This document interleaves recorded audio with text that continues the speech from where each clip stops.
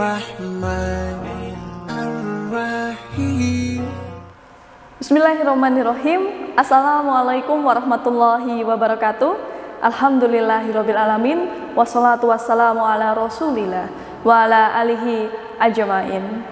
Anak-anakku, generasi pertama SMA Al-Mahira IIBS Malang, alhamdulillah kita kembali dipertemukan oleh Allah Subhanahu wa taala untuk kembali belajar bahasa Indonesia. Nah, dalam menganalisis teks laporan hasil observasi ada dua aspek yang akan kita pelajari, yaitu menganalisis isi teks dan juga menganalisis kebahasaan teks laporan hasil observasi. Menganalisis isi teks dibagi menjadi dua, yaitu struktur teks LHO dan juga kepaduan kalimat yang terdapat pada teks LHO. Sedangkan untuk kebahasaan pun juga dibagi menjadi dua, yaitu ejaan yang sesuai dengan pedoman umum ejaan bahasa Indonesia dan kata baku tidak baku. Nah, kurang lebih inilah skema yang akan kita pelajari dalam pertemuan kali ini. Siapkan catatannya. Untuk dapat menganalisis kebahasaan sebuah teks, kita memerlukan dua buku pedoman, yaitu yang pertama, Pedoman Umum Ejaan Bahasa Indonesia atau biasa kita sebut dengan PUEB. Tentu kalian sudah cukup familiar bukan dengan buku ini? Nah, selanjutnya untuk melihat kata baku tidak baku, kita bisa merujuk pada KBBI atau Kamus Besar Bahasa Indonesia. Nah, kedua buku ini, PUEB dan KBBI, akan membantu kita untuk menganalisis kebahasaan sebuah teks laporan hasil observasi. Untuk Pedoman Umum Ejaan Bahasa Indonesia, silakan kalian download pada link yang sudah Ustadzah berikan. Dan untuk KBBI, jika kalian di rumah ada Kamus Besar Bahasa Indonesia, bisa digunakan, atau kita pun juga bisa memanfaatkan KBBI online yang sudah disediakan oleh Kementerian Pendidikan Indonesia seperti berikut ini. Kita bisa mengaksesnya pada alamat berikut ini. Nah, setelah kalian sudah menyiapkan Pedoman Umum Ejaan Bahasa Indonesia dan juga Kamus Besar Bahasa Indonesia, ayo coba kita cermati bersama-sama, kita analisis satu paragraf ini untuk bersama-sama kita temukan manakah ejaan yang salah dan manakah kata yang tidak baku. Kita baca bersama-sama. Jadi, manfaat membaca yang keempat, yaitu membentuk diri menjadi pribadi yang lebih berpikir sederhana dan mensikapi permasalahan. Orang yang memiliki kemampuan berpikir yang baik, dia memiliki cara dan solusi sendiri, di mana keputusan solusi yang diambil sebagai cerminan bahwa ada banyak solusi sederhana. Masalah harusnya disikapi dengan bijak, mudah, dan tidak terlalu dipikir secara berlebihan, atau yang lebih akrab kita sebut dengan upaya menyederhanakan masalah. Nah, dari paragraf tersebut nampak sekali beberapa kata tidak sesuai dengan KBBI, ya. Dia dari aspek KBBI tidak sesuai dengan KBBI. Contoh di situ ada kata difikir. Nah, coba anak-anak buka Kamus Besar Bahasa Indonesia. Kata difikir ini berasal dari kata dasar fikir. Silakan dicek di KBBI apakah kata fikir ini tepat, baku atau tidak.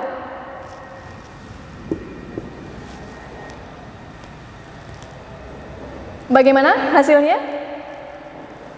Nah, ternyata kata difikir ini tidak baku. Yang baku yaitu menggunakan kata dipikir. Nah, kata dipikir ini sudah baku, berasal dari kata dasar pikir. Sebenarnya ini pun juga bisa kita logikakan. Kita sering menggunakan kata memikirkan. Nah, bukan memfikirkan, ya. Ini kan yang sering kita gunakan memikirkan, bukan memfikirkan. Sehingga ketika ini memikirkan itu tepat, maka yang baku adalah kata dipikir, bukan difikir. Nah, itu adalah contoh bagaimana kita menganalisis kata baku pada sebuah teks. Sekali lagi perhatikan teks ini. Nah, analisislah dari bahasanya. Temukan ejaan atau kata yang tidak baku pada teks ini.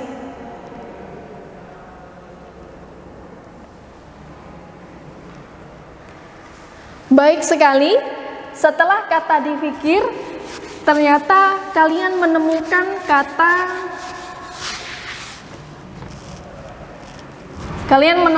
kata mensikapi. Nah, mensikapi. Kalau kalian melihat KBBI, memang benar kata dasarnya yaitu sikap. Dia mendapatkan imbuhan men dan akhiran i. Benar sekali.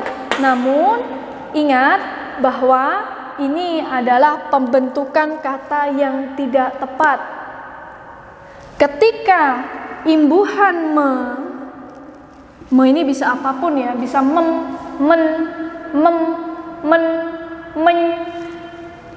bertemu dengan kata dasar me yang ditambah atau bertemu dengan kata dasar yang diawali dengan huruf K, T, S, P, maka ini ada dua kemungkinan. Ketika ini diikuti atau disertai dengan huruf vokal apa saja huruf vokalnya? Oke, A, I, U, E, O. Maka yang terjadi adalah KTSP ini luluh. Ya, KTSP ini luluh. Sekali lagi, Ustazah jelaskan. Imbuhan me jika bertemu dengan kata dasar yang berawalan huruf K, T, S, dan P, lalu dia diikuti huruf vokal, maka KTSP itu luluh atau hilang. Luluh atau hilang huruf KTSP-nya.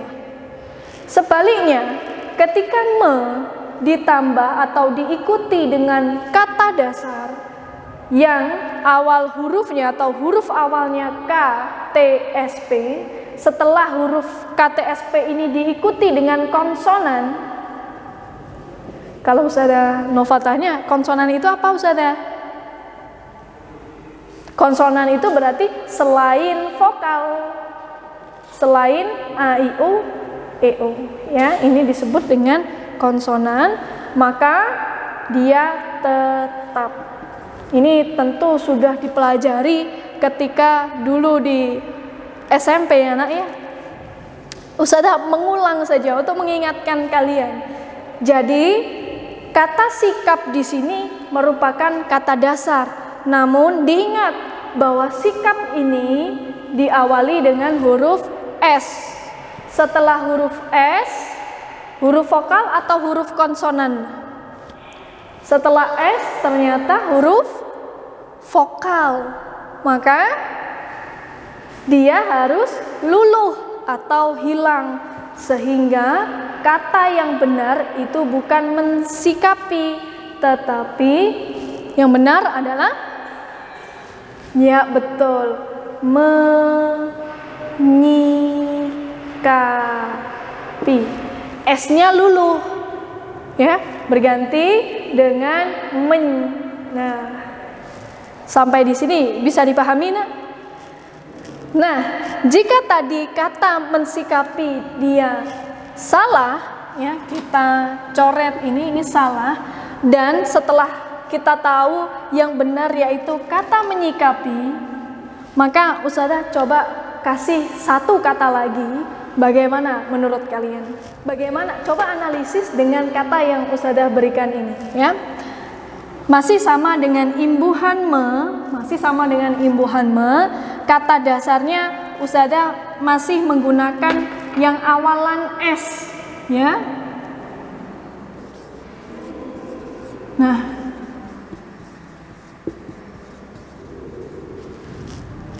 mensyaratkan di sini sama-sama mendapatkan awalan dan juga akhiran dengan kata dasar syarat.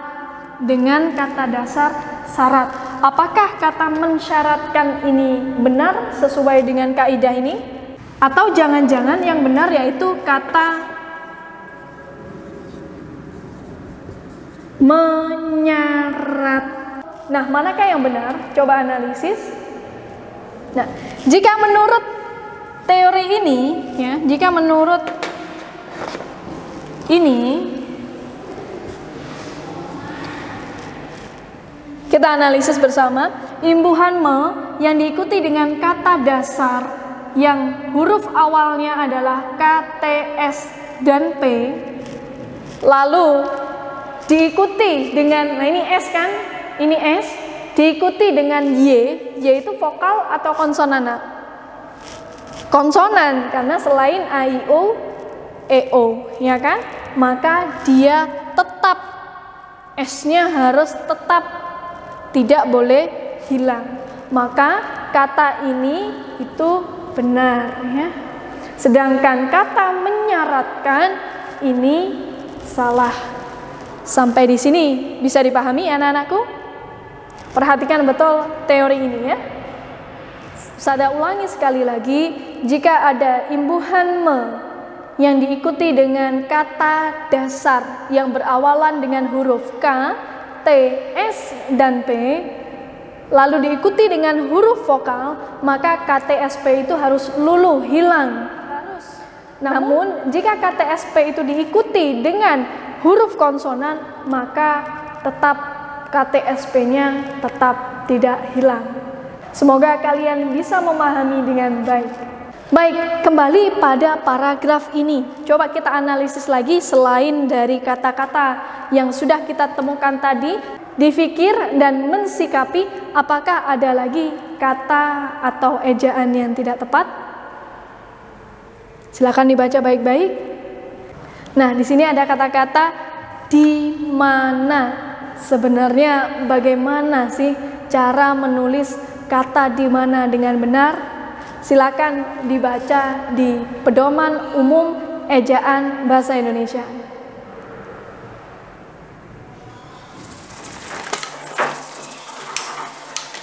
Nah, kalian sudah menemukan yang benar penulisannya di mananya, dipisah atau digabung? Nih, di mana, atau penulisannya di spasi mana? Manakah penulisan yang benar sesuai PWB? Ya, benar sekali. Ini adalah penulisan yang benar. Mengingatkan kembali bahwa imbuhan di, jika dia diikuti dengan keterangan waktu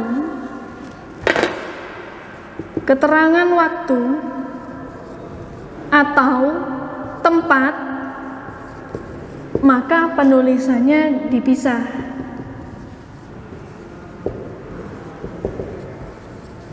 Seperti kalian kalau mau menulis di sekolah, dipisah kan? Di sekolah. Yang kedua, misalnya di pagi hari. Dipisah kan? Pagi hari. Nah, jika di ini diikuti dengan kata kerja,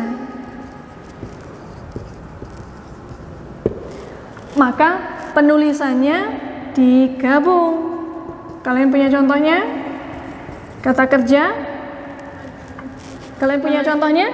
Seperti dipeluk. Nah, atau digoreng. Nah, karena ini adalah kata kerja, maka penulisannya digabung. Sampai di sini anak-anak bisa dipahami? Nah, bisa. Nah, mudah bukan?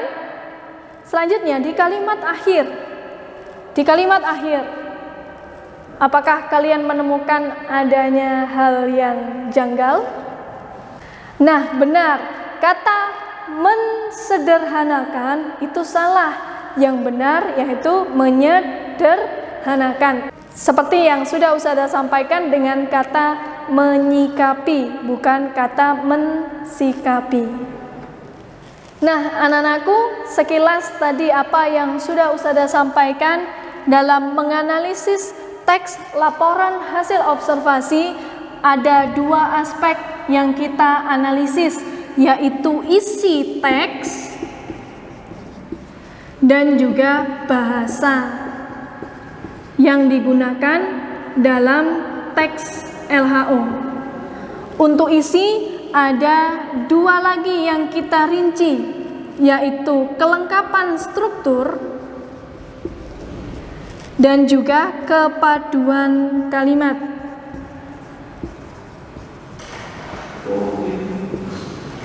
Untuk bahasa, pada aspek bahasa kita mempelajari ejaan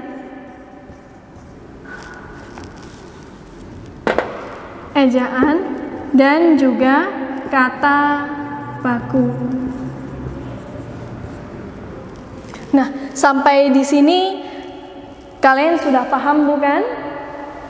Untuk memudahkan kita dalam menganalisis sebuah teks laporan hasil observasi, berikut ini adalah tabel analisis di mana ada beberapa pertanyaan yang nantinya memudahkan kita untuk menganalisis teks laporan hasil observasi.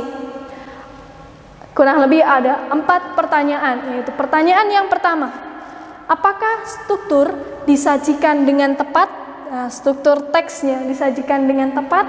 Nanti kalau memang tepat, kalian menganalisis ya tepat atau belum tepat dengan menyertakan alasan atau bukti dari ketidaktepatan tersebut. Yang kedua, untuk melihat kepaduan kalimat, kita bisa menggunakan pertanyaan, apakah dalam teks tersebut terdapat kalimat yang tidak padu atau menyimpang dari topik yang dibahas.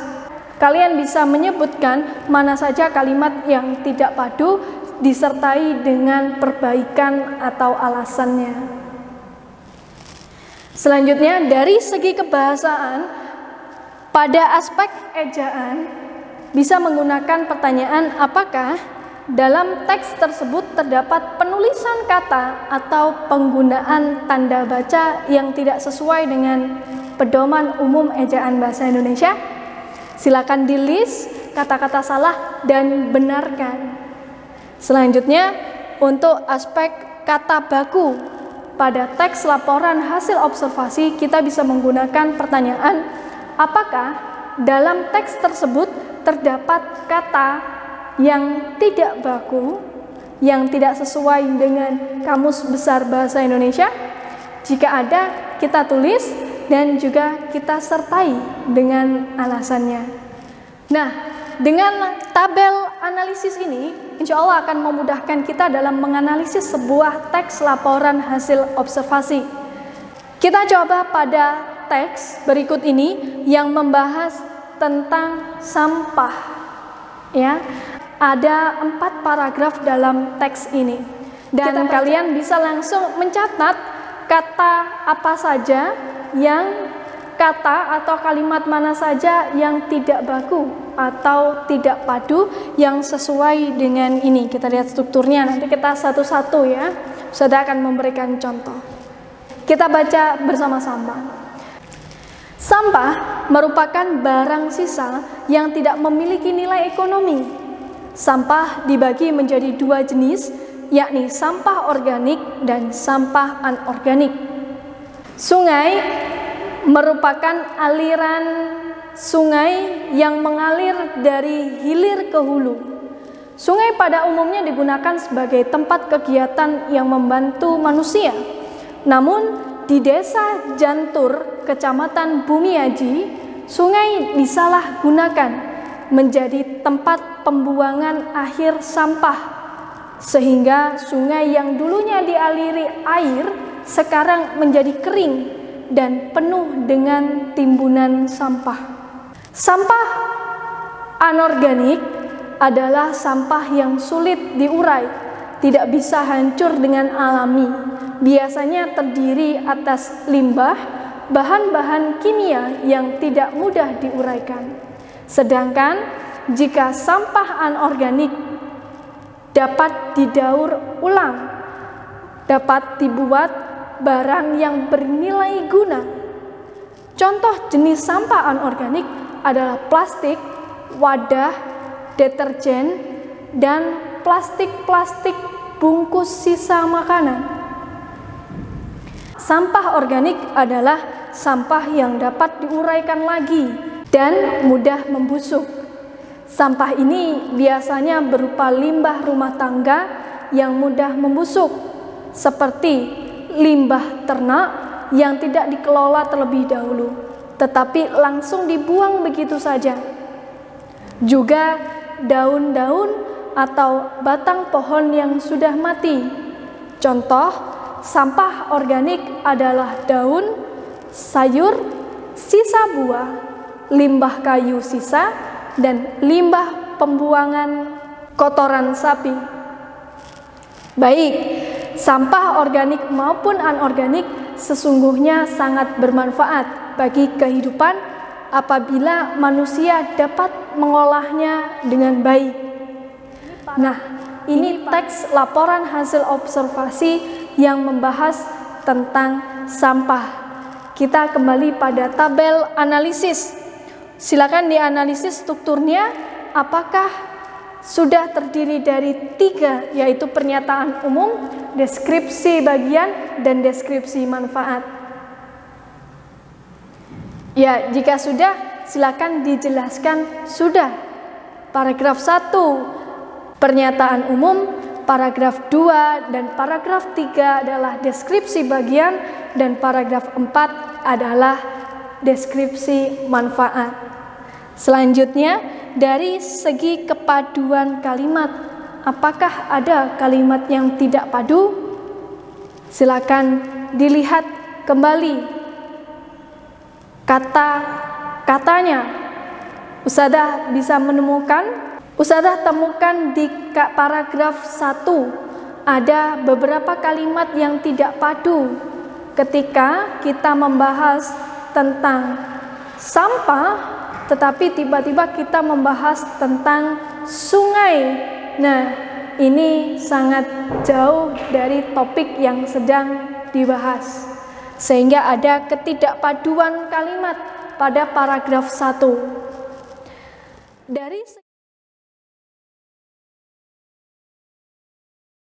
Dari segi bahasa, apakah ada ejaan yang tidak tepat, tidak sesuai dengan pedoman umum ejaan bahasa Indonesia? Apakah kalian menemukannya? Ya, betul. Seperti penggunaan huruf kapital pada paragraf 1 menyebutkan Desa Jantur, Kecamatan Bumiaji. Seharusnya D-nya kapital, J-nya kapital, K-nya kapital, dan B-nya pun juga kapital. Apakah kalian menemukan lagi yang tidak ejaan?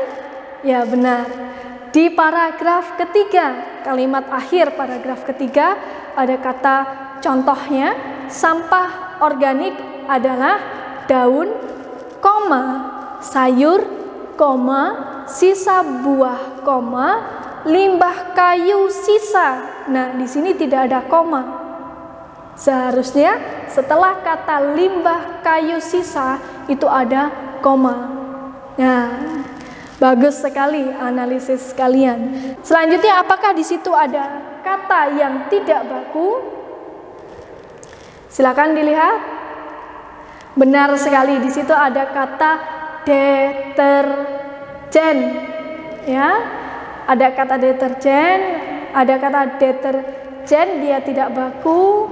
Nah, kata ini tidak sesuai dengan KBBI. Nah, begitu mudahnya kita menganalisis teks laporan hasil observasi jika kita sudah paham dengan struktur LHO, kepaduan kalimat, ejaan, dan kata baku tidak baku. Tentunya dibantu dengan Pedoman Umum Ejaan Bahasa Indonesia dan KBBI. Dan jangan lupa ketika kita menganalisis sebuah teks, gunakanlah tabel analisis agar lebih mudah kita menemukan hal-hal yang kurang tepat dan juga dapat mengemukakan alasan dengan baik.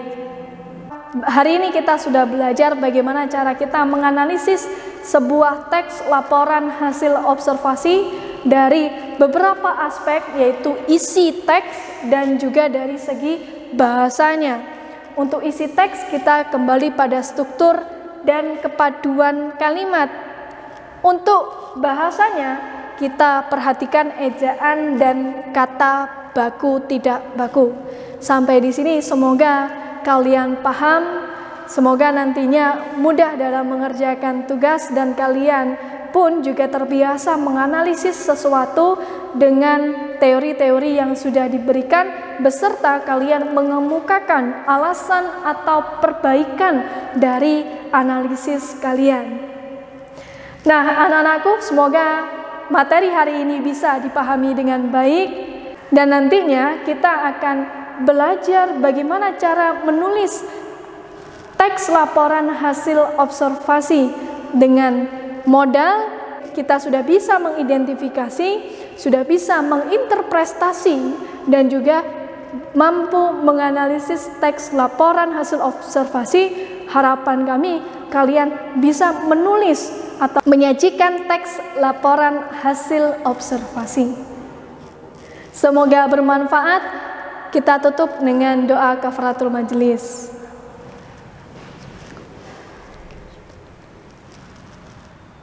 Sampai jumpa pada pertemuan selanjutnya. Semoga semakin asik dan menyenangkan belajar bahasa Indonesia bersama Ustazah Nova. Pertemuan selanjutnya kita akan bersama-sama belajar menulis dan menyajikan teks laporan hasil observasi. Selalu jaga kesehatan dan jangan lupa ibadah diperkuat. Ustazah akhiri, wassalamualaikum warahmatullahi wabarakatuh. Dah. رب اجعلني مقيم الصلاة ومن ذريتي ربنا وتقبل دعاء